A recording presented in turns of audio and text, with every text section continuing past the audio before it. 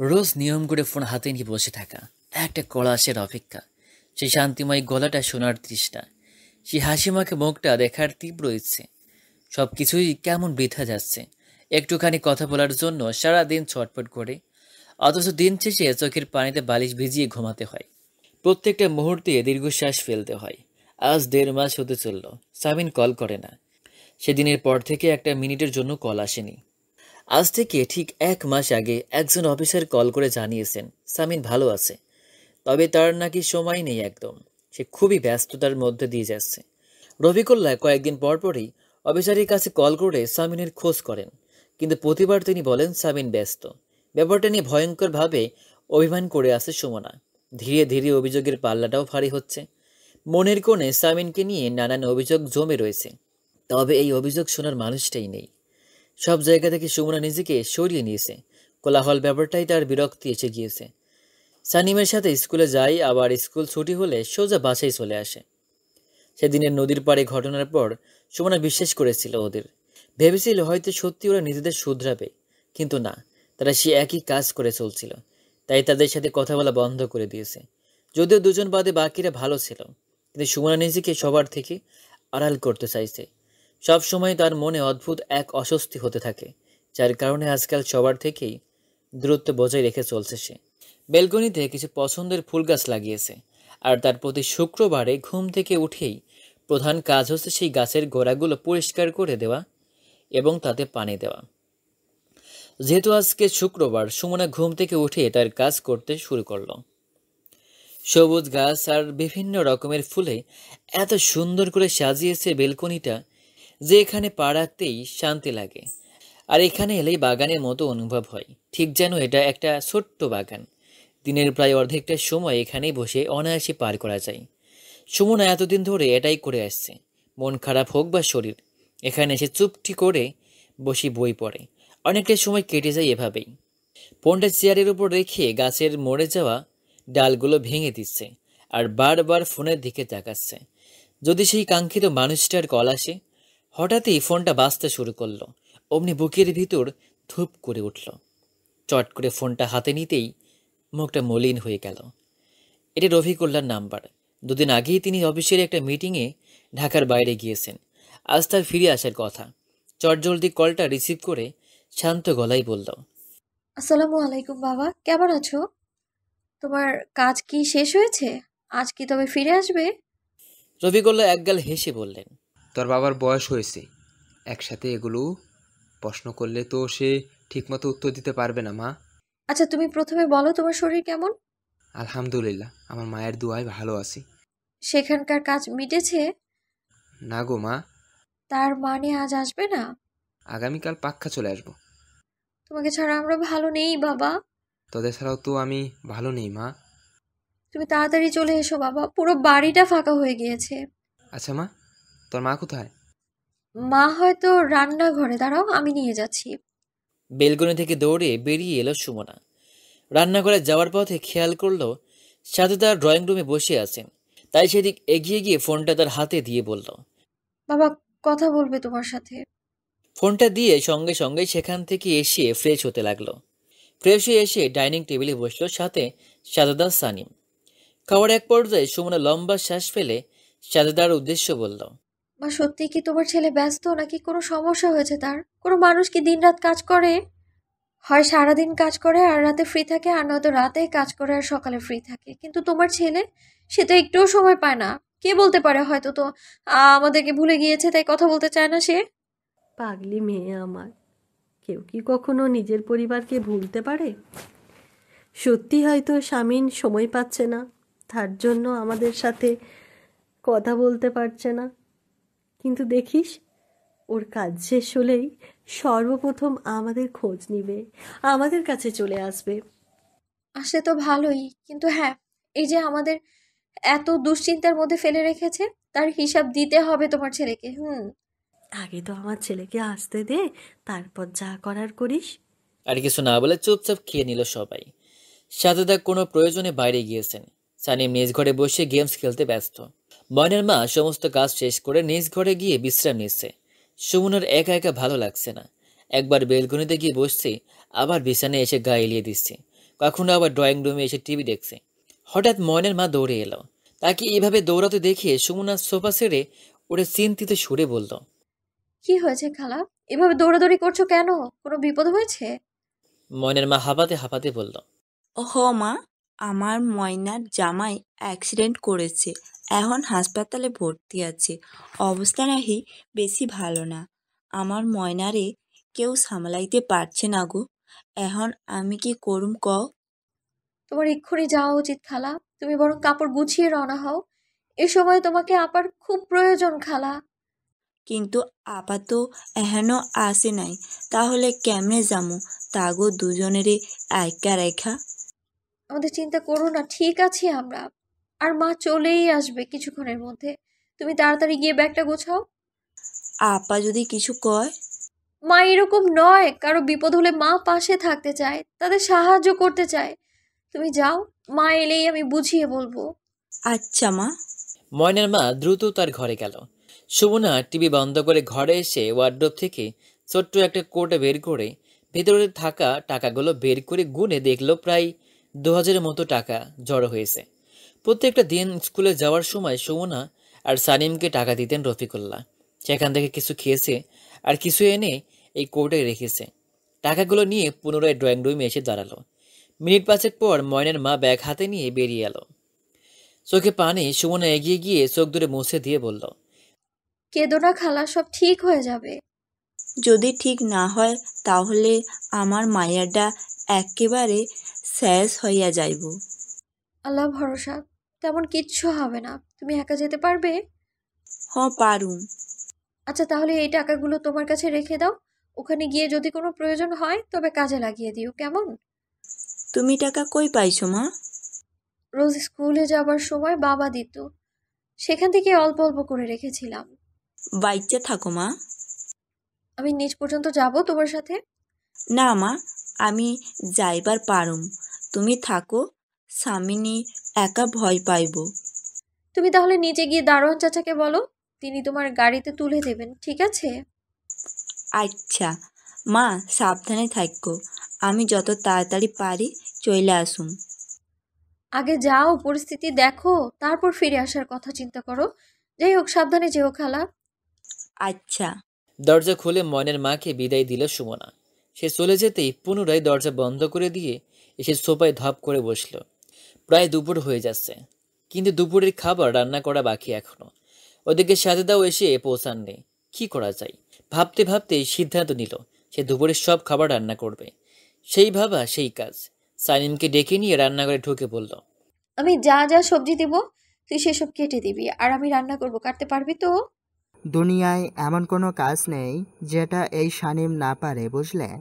ঝটপট সবজি দাও, আমি ফটাফট কেটে দিচ্ছি। সানিমের এমন ধারা কথা শুনে হাসল সুমনা। কিছু সবজি বের করে সানিমের সামনে দিয়ে বলে দিল কিভাবে কাটতে হবে। সুমনার কথা মতো কাটতে শুরু করলো। এদিকে সুমনা ফ্রিজ খুলে রুই মাছ আর গলদা চিংড়ি বের করে একটা পাত্রে ভিজিয়ে রাখলো। ভাত রান্না শেষ হতেই এক এক করে তরকারি চুলোয় চড়িয়ে দিতে লাগলো। সকল রান্না শেষ হতে হতে জ্বরের আজান দিয়ে দিল।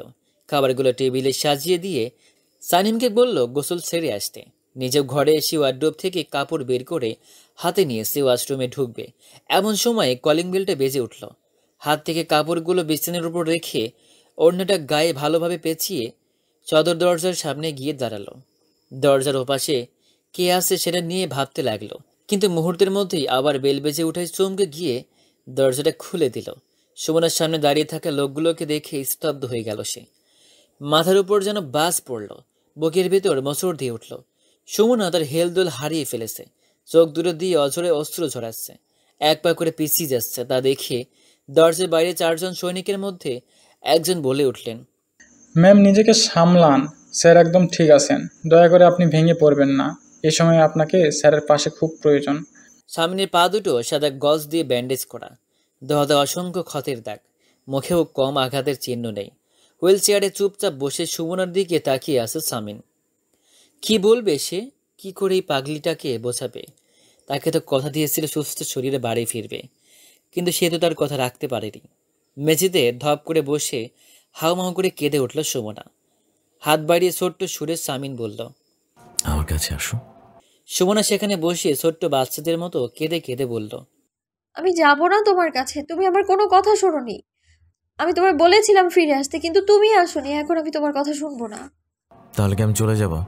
দ্রুত উঠে এলো সুমনা। সামিনের সামনে হাঁটু গেঁথে বসে আলতো হাতে পা দুটো বুলিয়ে দিয়ে ফুপিয়ে কেঁদে জিজ্ঞেস করলো, এসব কি করে হয়েছে? আমাদের কাউকে জানানো হয়নি কেন? অযথা দুশ্চিন্তায় ফেলতে চাইনি। তাই বলে কি আমাদের সব দুশ্চিন্তা হয়েছে?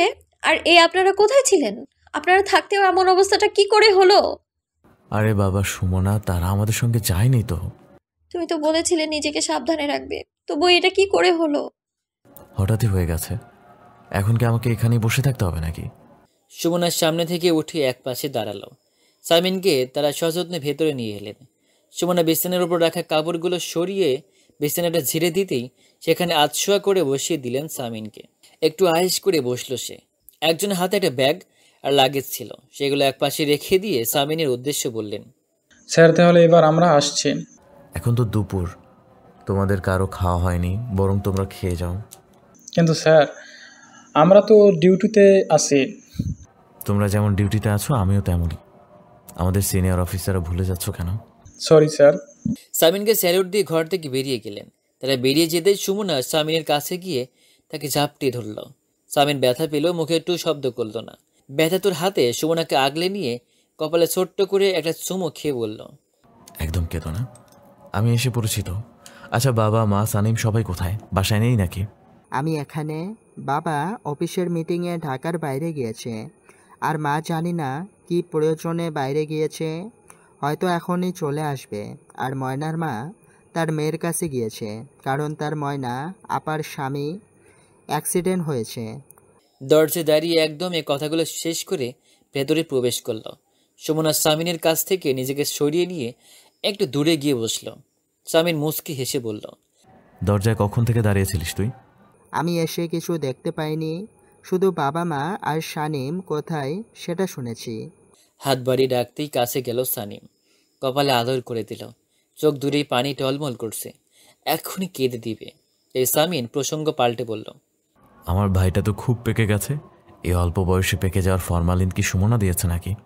কাঁদবে আর কি। হো হো করে হেসেই কুল পাচ্ছে না সানিম। সামিন সুমনার দিকে তাকিয়ে বলল, কেউ তো বাসায় নেই, রান্নাবান্না কি হয়েছে কিছু? হ্যাঁ, আমি রেঁধেছি, খাবার নিয়ে আসবো? চোখ দুটো রসগোল্লার মতো বানিয়ে সুমনার দিকে তাকিয়ে সামিন বলল, আমি কি ঠিক শুনছি নাকি আমার কান গেছে? আপনি ঠিকই শুনেছেন মিস্টার পণ্ডিত। যাক, তবুও ভালো কুকুর বলেনি। আচ্ছা শোনো, তুমি গিয়ে ওদের খেতে দাও, সকাল থেকে আমার পেছনে পড়ে আছে। ঠিক আছে, দিচ্ছি, কিন্তু তুমি খাবে না? আমার ছোট্ট রানী রান্না করেছে, খেয়ে দেখতে হবে তো নুন ঠিক হয়েছে কিনা, স্বাদ কেমন হয়েছে। সুমনা ঠোঁট বাঁকিয়ে চলে যাবে এই মুহূর্তে সানিম বলল, আমি মাকে কল করে জানাই তুমি এসেছো, তাহলে মা জলদি ফিরে আসবে। সামিন চটজলদি উত্তর দিল, না, সেটা করার একদমই প্রয়োজন নেই। মা যে কাজে গেছে সেটা সেরে আস্তে ধীরে আসুক। তাহলে আমি ভাবির সাথে গিয়ে সাহায্য করি। সাহায্য করো, ভালো কথা, তবে খেয়াল রাখিস সাহায্য করতে করতে আবার আমার বউটাকে কেড়ে নিস না। তুমি কি যে বলো ভাইয়া। লজ্জা পেলি? একদমই না। সামিনের সামনে থেকে উঠে সুমনার সাথে বেরিয়ে গেল ঘর থেকে। সুমনা সবার জন্য প্লেটে খাবার দিয়ে সানিমকে বলল ড্রয়িং রুম থেকে তাদের ডেকে নিয়ে আসতে। সানিম চট করে গিয়ে সঙ্গে করে নিয়ে এলো সবাইকে। তারা এসে বসেই খেতে শুরু করে দিলেন। তাদের মধ্যে হতে একজন সুমনাকে উদ্দেশ্য করে বললেন, ম্যাম যদি কিছু মনে না করেন তবে একটা কথা জিজ্ঞেস করতাম। কোনো ভনিতে ছাড়াই সুমনা বলল, কিছু বলার থাকলে অবশ্যই বলবেন, তার জন্য অনুমতি নেওয়ার প্রয়োজন নেই। ধন্যবাদ ম্যাম। আমি আসলে বলছিলাম যে এই খাবারগুলো কে রেঁধেছেন?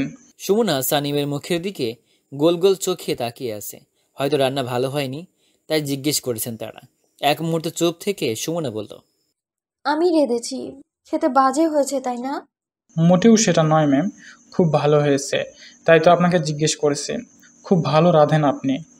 আপনাকে অসংখ্য ধন্যবাদ। স্যার খাবেন না? হ্যাঁ, একটু পর খাবেন তিনি। সানিম এটা ওটা এগিয়ে দিচ্ছেন তাদেরকে। কলিং বেল বেজে উঠল। সুমনা দ্রুত পায়ে এসে দরজাটা খুলে দিল। এত তাড়াতাড়ি দরজা খোলাই সাজেদা হেসে বললেন, কি রে বাবা, তুই মনে হয় দরজার পাশেই দাঁড়িয়েছিলি, নয়তো এত তাড়াতাড়ি তো দরজা খোলার কথা না। তোমার অপেক্ষা করছিলাম। মা আর আমি তো ডাইনিংয়ে ছিলাম। ওহো, আমি এসে খাওয়া নষ্ট করে দিলাম। না গো, মা আমি খেতে বসিনি। তুমি জলদি এসো তো, বাইরে প্রচুর গরম, তাই না? সে সে আর বলতে বাবা রে, কি যে গরম, একদম থাকা যায় না। তো তোমার কাজ শেষ হয়েছে? হ্যাঁ বাবা। সুমনা দুহাতে সাজেদার চোখ দুটো ধরে বলল, ধীর পায়ে এগিয়ে যাও মা, তোমার জন্য একটা ভালো কিছু অপেক্ষা করছে। কি আছে বাবা? এভাবে কানা হয়ে কি করে যাব? পড়ে যাব তো। আহা মা, যাও তো তুমি, পেছনে আমি আছি, চিন্তা করতে হবে না। সাজেদা পা টিপে টিপে হাঁটছেন। সাবিনের সামনে এসে দাঁড় করিয়ে চোখ থেকে হাত সরিয়ে নিতেই চোখের সামনে নিজের ছেলেকে দেখতে পেলেন। তবে খুশি হওয়ার পরিবর্তে কেঁদে উঠলেন। সামিনের কাছে গিয়ে বুকে জড়িয়ে আদর করে দিলেন। মুখ হাত পা ভালো করে দেখিয়ে সুমনার উদ্দেশ্যে বললেন, এটাই ভালো কিছু? তুই আমার বাবার এই অবস্থা দেখানোর জন্য আমার চোখ ধরে আনলি সুমনা? সুমনা মৃদু হেসে সাজেদার কাঁধে হাত রেখে বলল, এতেই আল্লাহর কাছে লক্ষ কোটি শুকরিয়া আদায় করো মা, কারণ তোমার ছেলে অত্যন্ত বাজে একটা পরিস্থিতিতে পড়েছিল, সেখান থেকে আল্লাহ তাকে ফিরিয়ে এনেছেন। এতেই কি অনেক না? আজ অসুস্থ শরীরে ফিরেছে, আল্লাহ না করুক যদি না ফিরে আসতো তখন। তুমি একদম চিন্তা করো না মা, আস্তে ধীরে সুস্থ হয়ে উঠবে। সুমনার কথাগুলো মুগ্ধ হয়ে শুনছে সামিন। সাজেদা বুঝতে পারলেন সুমনা ঠিকই বলেছে, তাই আর কথা না বাড়িয়ে কিছুক্ষণ ছেলের কাছে বসে বেরিয়ে এসেছেন। এখানে সবার খাওয়া শেষ। সাজেদা এসে সবার সাথে কথা বললেন। তাদের হাতে সময় কম বলে সামিনের কাছ থেকে অনুমতি নিয়ে তারা বেরিয়ে পড়লেন। এক গ্লাস ঠান্ডা শরবত বানিয়ে সাজেদার হাতে দিয়ে বলল,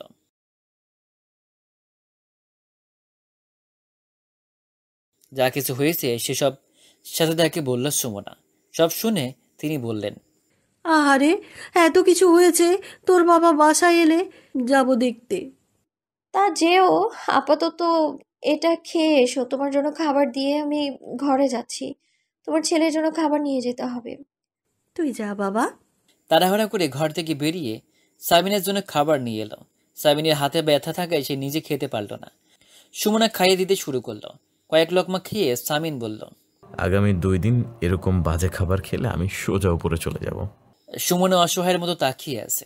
সামিন হো হো করে হেসে বলল, সেরকম কিছু না রে, মজা করছি বাবা। আমার আদুরি বউটা তো বেশ ফাটিয়ে দিয়েছে, দারুণ হয়েছে। এত বেশি পাম দেওয়ার দরকার নাই। ভালো কথার ভাত নেই, হ্যাঁ? তো এটা কি মুড়ি খাচ্ছ? সুমনা চোখ বড় বড় করে সামিনের দিকে তাকাতে এসে হেসে বলল, না, আমার বউয়ের রান্না খাচ্ছি। এবার ঠিক আছে। খাবার শেষ হতেই ওষুধ খাইয়ে দিল। সুমনা গোসল সেরে খেয়ে নিতে নিতেই সন্ধ্যা হয়ে গেল। কড়া করে 1 কাপ চা নিয়ে সামিনের হাতে দিল সুমনা। চা পেয়ে বেশি খুশি হলো সে। আকাশে আধার নেমেছে, ঝড় আসলো বলে ঘরের ভেতর দমকা হাওয়া আসছে। তাই সুমনা গিয়ে দরজা জানালা বন্ধ করে পর্দা টেনে দিয়ে এসে চুপটি করে সামিনের পাশে বসতেই গলা খাকারি দিয়ে সামিন বলল, পড়াশোনা কেমন চলছে? আলহামদুলিল্লাহ ভালো। সে বান্ধবীদের সঙ্গে কথাবার্তা আড্ডা হয়? বাদ দিয়ে দিয়েছি। খুব ভালো। স্কুলে কোনো ছেলের প্রেমে পড়েছো? এটা কোন ধরনের কথা? পড়তে হতে পারো। তুমি কি আমার চেয়ে কোনো দিক থেকে কম বলো? আমি তোমার মতো নই। তোমার কি গলা চুলকাচ্ছে? না তো। তবে ঝগড়া করছো কেন? আমি ঝগড়া করতে চাইছি? অবশ্যই হ্যাঁ। তোমার এরকম অবস্থা না হলে যে কি করতাম আমি আজ। সমস্যা নেই, আদর করবো, চলে আসো। ভণ্ড কোথাকার।